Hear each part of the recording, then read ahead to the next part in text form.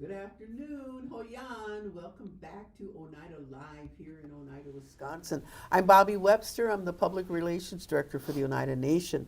And today it's a little foggy and slippery and sliding out, so we want you all to be careful. Watch the weather report. Give yourself a little extra time before you take off today. But today we have with us Taryn Webster and Nick Reynolds, and they're going to address some things about the Onʌyoteʔa niʔi project. And that's a project that we've had going for a few years now. And just want to talk about it. Last night we just had a general tribal council meeting, and we had over 2,000 enrolled Oneida citizens at the meeting. We also had our Oneida royalty handing out donuts. And that was because, as the first of the year, one of our traditions for Hoyan is to give donuts out. So everybody was pretty much in an appreciative mode that we distributed the donuts. There was a lot of Hoyan, a lot of handshaking, people not seeing each other for months, saying hello, coming together. And as a part of that, over 2,000 people that were there, it's all about who we are. You must be an enrolled Oneida citizen to attend those meetings. So in respect to that, it's good timing to have Taryn and Nick here today.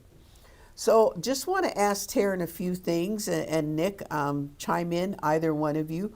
But how long have we had this committee in existence?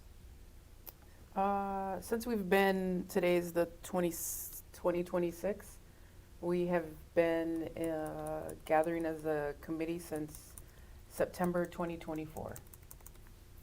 We've probably held, I know you know that number, a numerous number of informational meetings over the last year and a half, and we have a good number of meetings coming up. I think another good 8 to 12 more meetings coming up in the near future.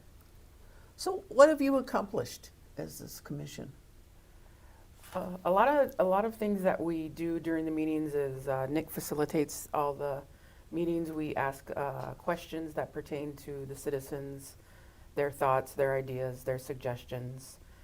We, in the beginning stages, we weren't looking for solutions. We were just trying to gather information, their thoughts, their ideas, their suggestions again, what they thought being Oneida was, what they thought about the enrollment criteria. And that was our first phase, and that lasted about a year, 18 months to a year.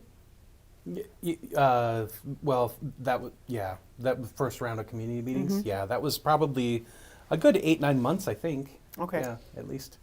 With all the planning and everything. Yeah, the planning that okay. would led up to it. Yep, definitely. Okay. So, So And you started out in your fact-finding phase. really, really asking the question. That was the main question. What does it mean to be Oneida? What does it mean to you to be Oneida? We started out a little slow, and we started to gain a lot of momentum.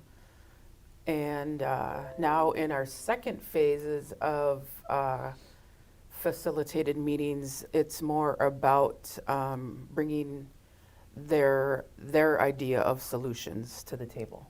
yeah. So what you've accomplished so far then is to sort of break the ice and find out where you stand and what the thoughts are about being Oneida, how people perceive that.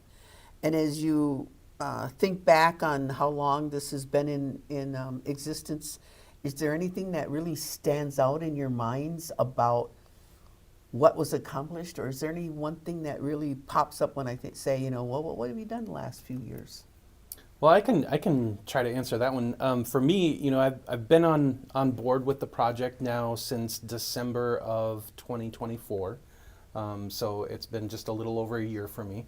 And we've completed 24 community meetings already, which, like looking back, I didn't think it was that many, but I went back and counted up to see how many it was. And so 24 of them done already. One of them included a non-stipended GTC meeting that was attended by more than 400 people.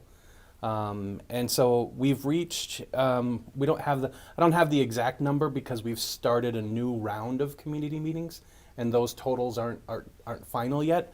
But we did have somewhere over 800 people attend the first round of community meetings. Collectively. Collectively, yep.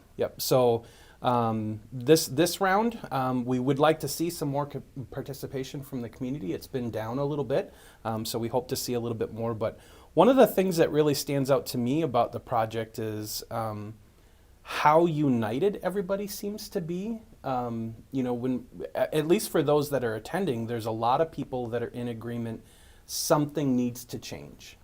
Now we just have to figure out what that thing is that they want it to change to. I know there's been a lot of people that have been interested in providing solutions, but you're getting there. Yes. Getting to that point. Yep. That's what we're collecting now is ideas on how we might actually change our membership criteria. Yep. Tara, has something stood out in your mind? Anything different, or is it? I really appreciated the 400 people that attended the non-stipend meeting. Yeah. Just really showed that they cared, that they were, they wanted to be involved. They wanted to hear what we're trying to accomplish. Also, this past summer we held a tribal summit. Mm-hmm. What was the name of that, please? Yeah, it was a history summit. History Summit, and that was that had a lot of attendance in person and online. A lot of history, how we came from New York, we came over to Wisconsin. Our language, our traditions, a lot of things were introduced. A lot of information was shared about how we would like to move into the future. It was a good attendance, and we got a lot of positive feedback that we would probably like to plan for something again this coming summer, I think. Yeah. Is that a If one-day it works. event or It was a 2-day event. Yeah. two-day event? 2-day event. And our furthest participant was attending virtually from South Korea. So, yeah, we had people from all over the world. Virtual attendance makes a difference. Yeah, Makes a absolutely. big difference, helps us out. All right, in terms of your early meetings, I know you kind of segmented to a few different demographics. Have you identified, like, we're reaching out to elders, to youth, and has that been helpful in changing or narrowing the scope of opinions that you get back? I guess, Taryn, I'm interested what she'll offer for her response to that. For me is, because I'm facilitating each of the meetings, we focused in on veterans. We met with the elders. We've met with youth.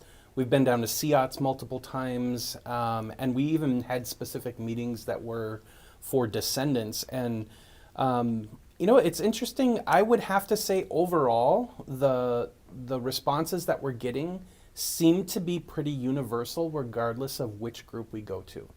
The younger people are bringing up topics around their cousins, their friends, their relatives, people they know in their age group who perhaps don't qualify for enrollment because maybe they're part Oneida and part something else and they don't have enough Oneida to be enrolled. And at the same time, when we meet with the elders, they're talking about the same group of people. They're talking about their children or their grandchildren or great-grandchildren who are in the same boat. So it's, for me, I feel like I'm hearing the same message pretty much everywhere we go. It's funneling down to blood quantum. Yes. Mm-hmm. Yep. And I would just say the same, like what Nick said, it's pretty universal. The older generation, they now have to think of their children and their grandchildren and their great-grandchildren, some of them. And it all circles back around, and it comes, then we have the 18-year-olds, and did we talk to 16-year-olds in that youth meeting that we You're gonna had? quiz me. I'm trying to remember. I believe think they there were 16-year-olds. They were in there. like Yeah. 16. I think the age group was 15. And we got a lot of them were around 18, 19, but there were a couple that were a little younger. Yeah. So it was nice to hear their perspective. And again, it's just a full circle. It's universal, the response that we get between the elders and the younger generation. Yeah. Is there anything unique that's come out? I know there's so much to think about, and as I said, a lot of it boils down to one issue. But is there anything that's unique that you were surprised to hear about? Well, I mean, there's been some fun ones. So Okay, let's say fun is unique. we've had every kind of suggestion that you can think of. Everything from we need to get every Oneida kid into the same school so that they can meet each other, date each other. We've had people suggest that we need a dating service, you know, dating shows, all those kind of things. So Dating versus mating. Yes. Along with banks. yeah, They want to create banks. They want to freeze ovary or eggs and. yep. Well, they're being very creative. Yeah, They're I being was, very going to say creative, some yeah. very creative suggestions that we do here. So what are some of your plans now moving? It's 2026. What do you hope to move forward with this year? Well, I'll just hit real quick. So coming up, we do have a whole nother series, like Taryn mentioned earlier. We still have more community meetings that will be available. So please attend if you haven't been to one recently. Then this round that we're in right now is now looking at specific types of suggestions that the community might have, how we might change our membership requirements, whatever that would be, if we move away from blood quantum, or we lower blood quantum, or we have something completely different altogether. So we do need those suggestions. So January 20th, I believe, I'm going off memory with these dates here, but we can make sure it's posted. But January 20th is the next round of, we have 2 meetings on that day, I believe one in the afternoon and one in the evening. And then coming up in February, do you have the dates in front of you? I think. Is it in there? Okay. So February, we have multiple dates that are available. There's going to be public sessions, and then there'll be virtual sessions as well. So anybody that's listening from out of state, you can't get here personally to be at the meeting. Those virtual meetings are for anybody, whether you're here local or you're far away. We'd love to have you attend and give us your input and thoughts on what we as a community should be looking at and considering, and what kind of suggestions you have. In those meetings as well, we're still focusing on youth, on the veterans, on the elders, on the descendants. You know, we're trying to make sure that we touch every group of people that this could affect. Well, we're very anxious. We're very result oriented. We want to know, what are we going to do? We want to know now. Yeah. And so we're coming to that date or that time when we begin to offer solutions. When this committee was established, I think our Oneida citizens thought, well, they're going to come up with something real soon. On a scale of 1 to 10, from when you started to where you want to be, where we get to decision making, on a scale of 1 to 10, where do you think we are? Oh, that's a good question. Taryn, do you want to answer that first? I think I'd say, but I'm going to say a 6.5. I think that we're continuing to gather information like we mentioned earlier. The second phase that we're in right now, again, they are different questions that were asked in the first phase of meetings that we had. I know people mention or think that, you know, they're just asking the same questions over and over and over. This is a whole different group of questions. And the data that's being gathered, Nick and a few other people are you know, putting that data together. I think he needs a lot more help with that. That once we get it all together, once we gather it and can present it, then we'll be able to probably say we're closer to 8 or 10. Yeah, I would agree. I would have said probably right around a 7 as well. So yeah, I would agree. We're getting closer to that point where the community feels like wants to be. There's starting to be that anticipation. When are we going to get to that point of making a decision?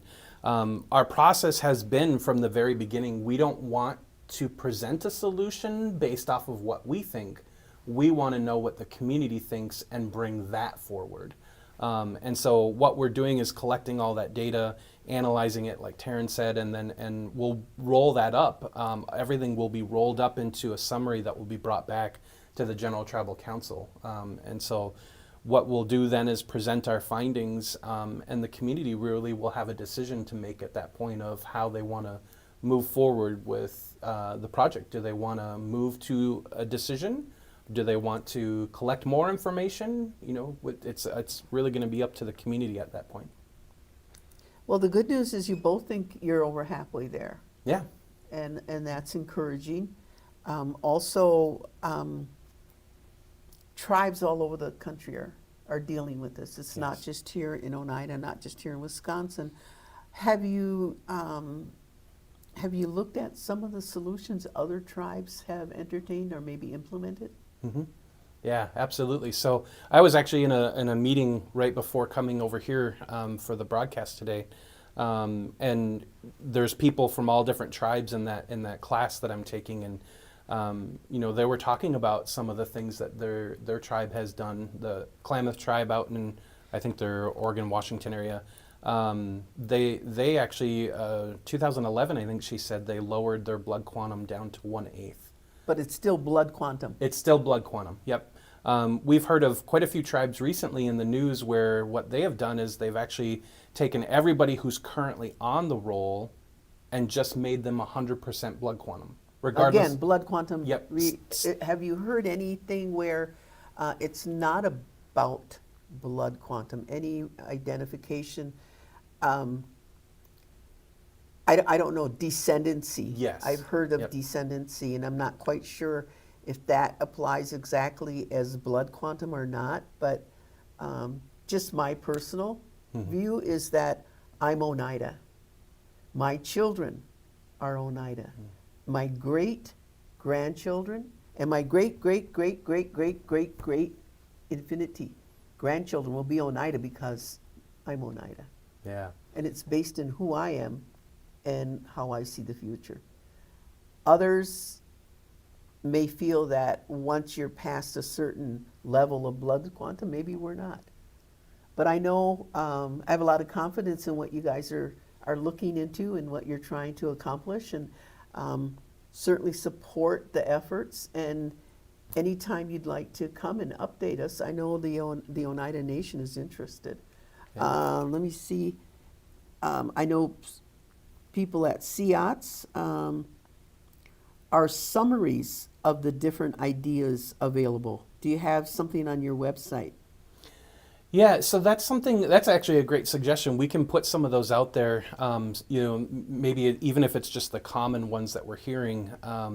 But yeah, we can probably start to make some of that available. I know for our next meeting on January 20th, we are going to be compiling and kind of putting up on the wall to help facilitate some of that discussion, the suggestions that have already come forward.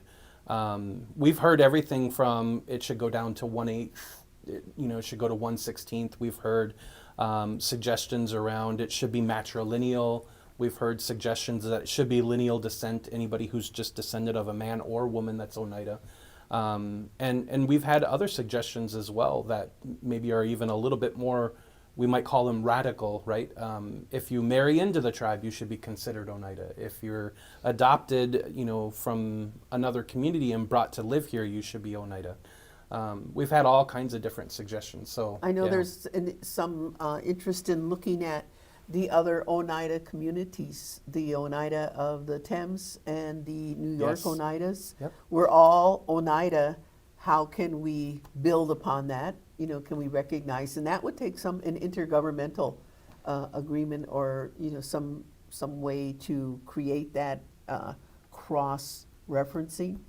I know Yeah. in my family, I have full-blooded Oneida nieces and nephews that are on our rolls as half, because their other half is the Oneida of the Thames. Yeah. So we don't recognize our own descendants, in that respect, the different governments. But Yeah. is there So- anything we missed? Yes, well, similar to that, we've had suggestions around the issue of recognizing Oneida of New York or Oneida of Canada, and recognizing that Oneida blood that's there as well. But also the suggestion that even if it's, let's say, a person who's half Menominee, half Oneida, they should be in their enrolled Oneida. They should be listed as 100% because they're 100% Native American. So we've had that suggestion as well, just recognizing not just other Oneida blood, but any Native blood. So yeah, the full gambit. It's all those suggestions have been brought forward. Yeah. We hear them all. Yep. Taryn, anything that you'd like to mention that we may have overlooked or haven't asked you? I just want to, again, make an announcement. The forthcoming meetings please make it, try to get to one of them, even if it's just to listen to what we have to say. Yeah. Maybe you're, maybe you don't want to participate, but just come and listen. Show us, that you want to know what's going on. Show us that you want to be involved. And we do have plans for the upcoming future here about getting a little bit more information out, like he mentioned about posting some more information during those community sessions. You'll also see some social media things come out in the very near future, and Gully Weezock's articles, things of that nature. So we're trying to utilize all of our resources, but at the same time, it's always most helpful when you're there with us, sitting in the room, having those conversations. If I can't make it, I live in Texas, or maybe I live in South Korea. Can I make recommendations online somewhere? Can I send them into you? How do I register those thoughts and ideas? That's a really great question, Bobby. So we do have an email address that is set up for anybody that would like to contact us with questions, suggestions, and that is I Am Oneida at oneidanation.org. So again, I Am Oneida at oneidanation.org. And we are actually preparing a second survey to go out as well. If you come to the sessions and you don't want to speak, we have a paper survey there for you. But for those that can't make it to a session or would like to be able to answer that, perhaps on their own time, we are preparing a second survey that will go out to the community. And so that will be made available as well, and that'll be available through our social media and through whatever method we can get it to you. So if you're having trouble finding those things at any time, again, emailing iamoneida at oneidanation.org, we'll be happy to get that information to anybody. Awesome. I'm kind of curious, just thinking out loud a little bit, that have you entertained or has anybody approached with creating different levels of Oneida citizenship? So right now, if I'm a descendant, I may not be eligible for enrollment, but they do recognize my descendancy. I can get a piece of paper to show that I am a descendant. However, I am not eligible for GWA or to sit in the meetings. But I may be eligible for health care through IHS because I also have a smidgen of Menominee, Ho Chunk, and things like. Mm-hmm. What about a concept of different benefits based upon the level or maybe blood quantum? If we can't, I don't know. Sounds like we have a hard time getting away from blood quantum. Yeah. Have you had any proposals of that nature? Yeah, we have had a couple of suggestions along that lines. Again, nothing I would say that was really in great detail, but just as conversation unrolled in some of those sessions that we've held, there was at least, I can remember two offhand where they suggested that kind of tiered membership, right? Where those who perhaps live here or they have the higher blood quantum or whatever the case might have been would have the, some of the benefits where others maybe, that don't live here or they have a lower blood quantum or whatever the case might be, maybe would have a different set of benefits that they qualify for. So there has been some suggestions like that. It's not been one of the more popular ones, but it has been brought forward as well. Yeah, I didn't want to say it wasn't too popular because, again, then you're kind of going to quantum, if you change it to like tiers or something, but we hear all the suggestions. And that's good. I'm glad people are coming forward with that. I mean, we've got a sense of humor, so I see there's some humorous comments as well, speed dating, things like that, banking, what have you. Without our sense of humor, we are not Oneida. Yeah. So that might be one of the criteria that you have to meet, All right, so thank you for sharing with us, and thank you for weighing in, sharing comments on the feed here. Just saying that we did have a General Tribal Council meeting last night. It was very well attended, over 2,000 Oneidas, and we did not get to all the business that is on our agenda for our annual meetings. So there will be a continuation of that General Tribal Council meeting on Monday, January 12th at the Oneida Hotel Casino at 6 p.m. All the same things, that the agenda is still intact. We are still following, and we'll take up with the meeting where we left off last night at 8 o'clock. So just a reminder, and if you save your agenda, the packet, we'll still be following that packet. In the meantime, as I mentioned earlier, watch the weather today. We do have to suffer sometimes with ice, rain, fog, snow, winds, bitter cold. You never know what's coming out this time of year. Anything else you'd like to add? Just a reminder of our next community session on January 20th. And you can use our, you can go on the website. There are other meetings that are already planned. I believe it's like February 8th and 20th are all on there. But use the website, and if you want to communicate with us, again, I am Oneida at oneidanation.org. And you can find those links on our website if you go to the Oneida Nation homepage. And at the very top middle of the page, you'll see a small link. It's right next to the jobs link. So it's for if you can click on the I Am Oneida project, and that will bring you to our pages where you have all kinds of information. If you didn't attend the History Summit or haven't had a chance or an opportunity to see the recordings, there's a complete list of the recordings there available as well as other videos and information related to the I Am Oneida project. So. All right. Appreciate it, Nick. Taryn, we'll have you back anytime. All right. Thank All Thank right. you. Onʌyoteʔa.